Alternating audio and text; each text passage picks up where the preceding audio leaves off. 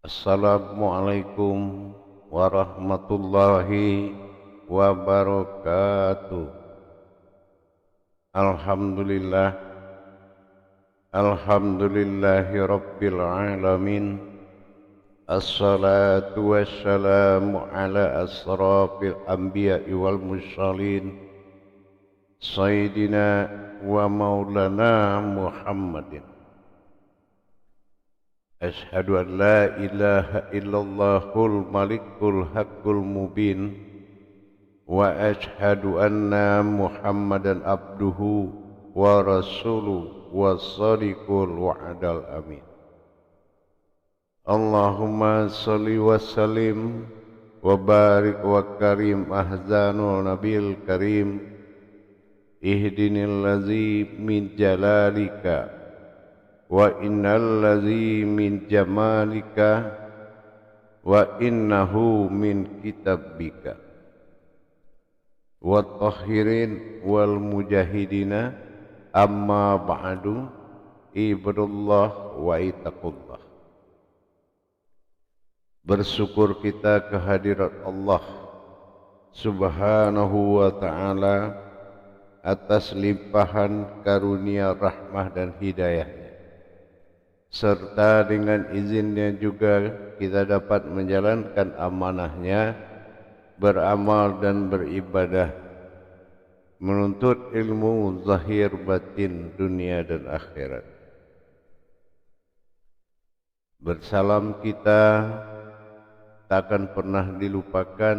Marilah sama-sama kita sampaikan puji dan salam kita kepada junjungan kita Nabi Allah, Nabiul Akhirul Zaman, Rasulullah Muhammad sallallahu alaihi wasallam.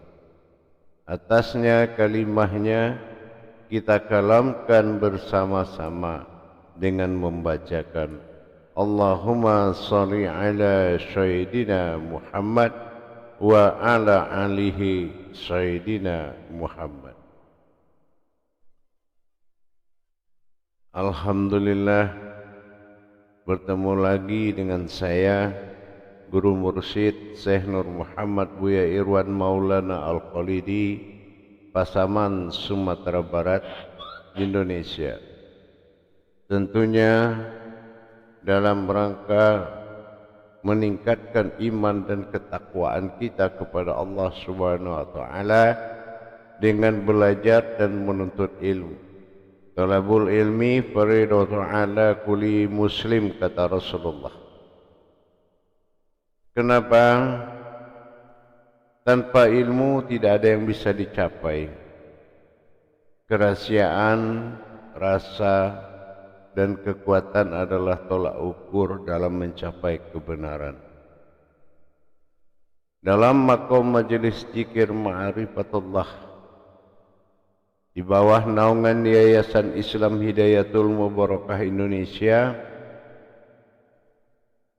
tentunya dalam wadah syiar yang kita banggakan, yaitu YouTube Buya Pasaman Timur, yang selalu kupas tuntas berbagi tentang hakikat dari perintah Allah, amaliyah dan ibadah, insyaallah.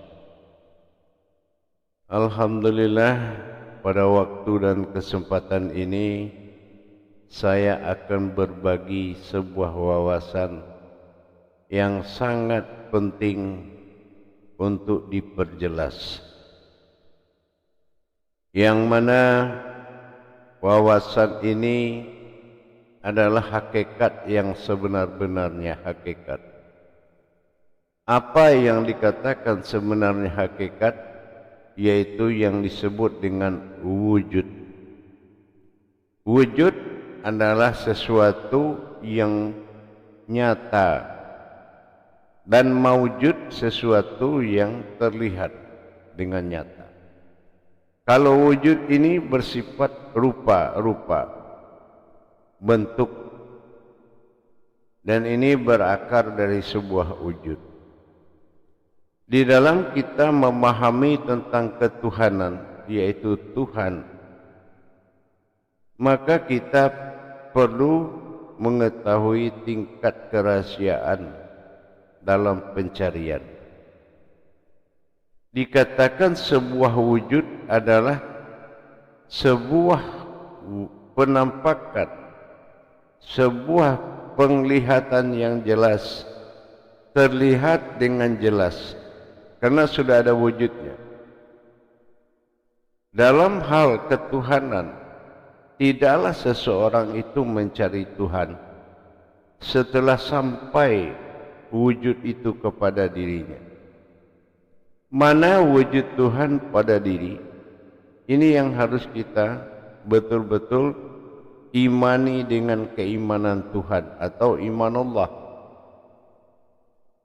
Ibarat sebuah benda, kalau kita ingin mencari sebuah benda atau besi, kita umpamakan, besi ini tidak akan menjadi sebuah wujud kalau hanya berupa sebuah besi. Berupa sebuah besi disebut dengan wujud. Tapi kalau besi itu sudah berupa, ada yang berupa pisau, ada yang berupa parang, samurai, pedang dan lain-lain. Ini dinamakan sebuah wujud. Dan berupa-rupa yang sangat banyak, ini disebut dengan maujud. Dalam hal ini, dalam persebutan ketuhanan, Tuhan dalam ketuhanan itu disebut wujud. Mana wujud Tuhan dalam ketuhanan adalah bersifat dia pada sifatnya. Ini yang dikatakan sebuah wujud. Yang mana wujud itu tidak dimiliki oleh siapapun kecuali oleh wujud itu sendiri. Kita contohkan sebuah besi. Besi itu akan kelihatan seperti pisau, seperti pedang, tetapi apapun bentuk wujudnya, dia adalah wujud sebuah besi. Nah, begitu kita mempedomani diri.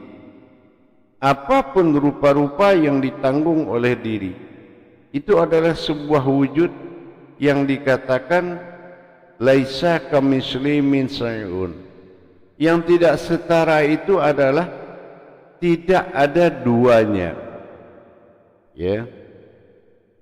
Tidak setara bukan hanya dikatakan laisa itu bersifat banyak atau tidak serupa, tetapi tidak ada yang sama. Sama itu tidak ada yang ada melainkan dirinya yang ada. Ini dinamakan dengan sifat wujud. Ini laisa. Jadi kalau kita memahami siapa sebetulnya wujud ini, kalau orang yang sudah paham, dia tidak akan pernah mencari Tuhan, karena Tuhan sudah wujud pada dirinya. Ini yang dikatakan kenyataan Tuhan. Nyatanya Tuhan itu ada pada maujud. Maujud itu kalau dikaji satu persatu, tidak ada penamaan siapapun melainkan penamaan dia semata. Ini yang dikatakan maujud. Jadi kalau kita sudah sebuah wujud, untuk apa lagi ada pencarian? Tuhan bukan sesuatu yang hilang.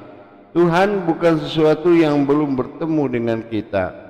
Tetapi kita itulah yang bisa mengimani wujudnya pada diri. Wujud Allah itu adalah wujud daripada sebuah diri. Diri itu dikatakan sebuah diri kalau wujudnya sudah mulai berdiri. Nah, itu dikatakan dengan sebuah wujud. Kalau umpamanya seseorang mengalami maujud, maujud ini jabariyah, yang mana orang akan menerangkan siapa Tuhannya melalui maujud dirinya sendiri. Tidak ada yang bisa menerangkan siapa Tuhan kecuali jabariyahnya sudah maujud. Bagaimana dasar kepalanya bisa bulat, dadanya lebar, perutnya bulat, kakinya melurus panjang. Itu disejarahkan apa yang ada pada rahasia kepala, rahasia dada, rahasia perut dan rahasia kaki. Ini semuanya adalah alam sejarah. Ini pada tingkat maujud. Tapi kalau tingkat wujud adalah sebuah penampakan yang berupa. Kalau penampakan yang berupa adalah wujud, maka kita sadari melihat wujud itu cukup pada wujudnya. Ya, melihat wujud Allah cukup pada wujudnya. Wujudnya ini tidak akan sama dengan semua yang ada. Artinya tidak sama itu bukan karena banyak, tetapi yang ada hanya Dia semata. Ini yang dikatakan laisa kamitslihi min syai'un. Nah, begitu juga kita memahami terhadap kodrat sejatinya adalah diri. Diri bukan sebuah diri, tetapi sesuatu yang berdiri. Ini yang dikatakan sebuah wujud yang berdiri. Kalaulah tidak Tuhan yang laisa kamitslihi min syai'un, tidak akan ada rupa pada diri. Rupa pada diri adalah wujud yang memuji wujud. Nah, makanya disebut dengan Muhammad, dengan mengucapkan alhamdulillahirabbil alamin, telah hadir wujudnya dan diceritakan oleh maujudnya. Ini alam jabariyah, yaitu zahir sebagai sejarah. Dengan demikian, kita sudah bisa memahami tidak lagi seseorang itu mencari Tuhan, dan Tuhan itu telah nyata pada wujud dirinya. Kalau dia sadar, kalau orang itu sadar atau seseorang itu sadar bahwa wujudnya bukanlah wujud dia, melainkan wujud Tuhan semata, maka dia tidak akan melaksanakan pencarian. Dia tidak akan bersandar dengan sebuah tuntutan ilmu, tetapi dia menjadi sebuah ilmu. Ini yang memudahkan seseorang memperjalankan imannya menuju kebenaran Tuhan yang hakiki. Jamaah para hadirin dan hadirat rahimakumullah. Dengan kita menyadari sebuah wujud yang telah ditampilkan pada diri, maka seseorang wajib mengimani wujud tersebut dengan syarat dia beriman kepada wujud.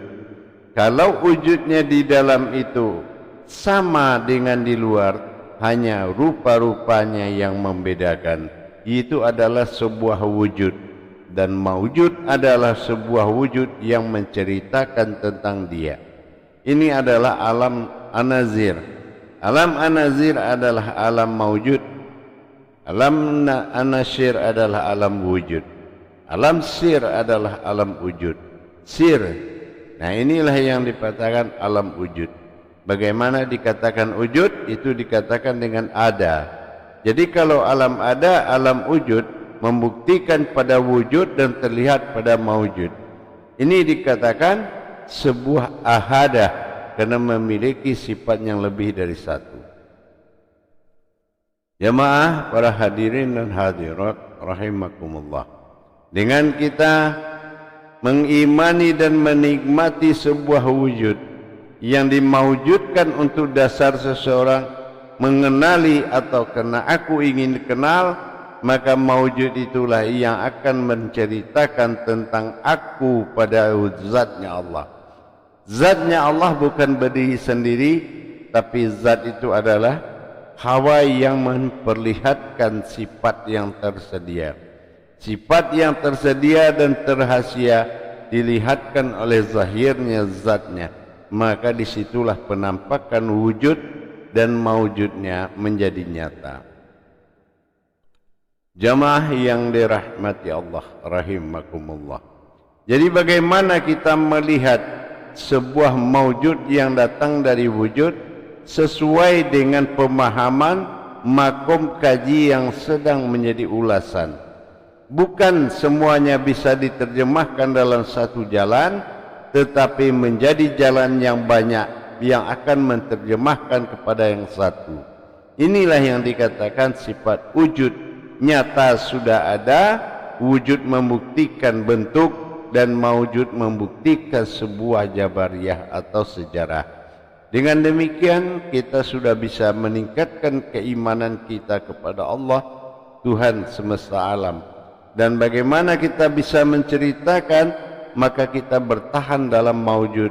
dan bagaimana kita memperlihatkan yang kita ceritakan, maka kita harus beriman kepada wujud. Dan aku meyakinkan sesuatu keakuan bagi Allah adalah dengan menyatakan wujud itu yang berwujud serta dalam penampakan maujud. Ini yang dikatakan dengan wujud. Jadi wujud ini bukanlah sesuatu jabariyah, tetapi melihat yang tak terlihat itu dengan yang dilihat. Ini namanya wujud. Wujud adalah sebuah penampakan yang melihatkan perbedaan, yang mana perbedaan tersebut bukan karena banyak, tetapi karena tidak ada lagi yang ada, melainkan dia semata. Alhamdulillah para hadirin jamaah yang dirahmati Allah, sebuah wujud yang telah menjadi pokok bahasan melepaskan kita dari prasangka Tuhan tidak terlihat, dari prasangka Tuhan berada di suatu tempat. Inilah yang membuat kebenaran yang akan selalu menjadi pegangan. Di mana sebuah wujud ada, maka maujud akan menceritakan sebuah zahirnya, dan wujud membuktikan adanya dengan memperlihatkan wujud. Di sini semakin kita melihat kepotensi wujud ini, begitu juga dalam hakikinya syahadat. Hakikinya tauhid syahadat adalah disebut dengan tauhid wujudi. Wujudi itu adalah kemunculanku. Maka wujud ini adalah sebuah kemunculan dan memperlihatkan wujudnya yang tidak akan pernah ada sama dengan wujud lain. Dengan demikian, mudah-mudahan bisa bermanfaat dan bisa dijadikan suatu kekuatan untuk dasar memutuskan suatu perkara dengan isbatul yakin. InsyaAllah, jangan halalkan segala cara, tetapi jalankanlah cara yang telah dihalalkan. InsyaAllah mudah-mudahan bisa dipahami dan bisa diimani serta bisa dijalankan dengan baik. Alhamdulillah. Barakallahu ya Karim, ya Rahman, ya Rahim. Akhirul kalam. Wabillahi taufiq wal hidayah. Wassalamualaikum warahmatullahi wabarakatuh.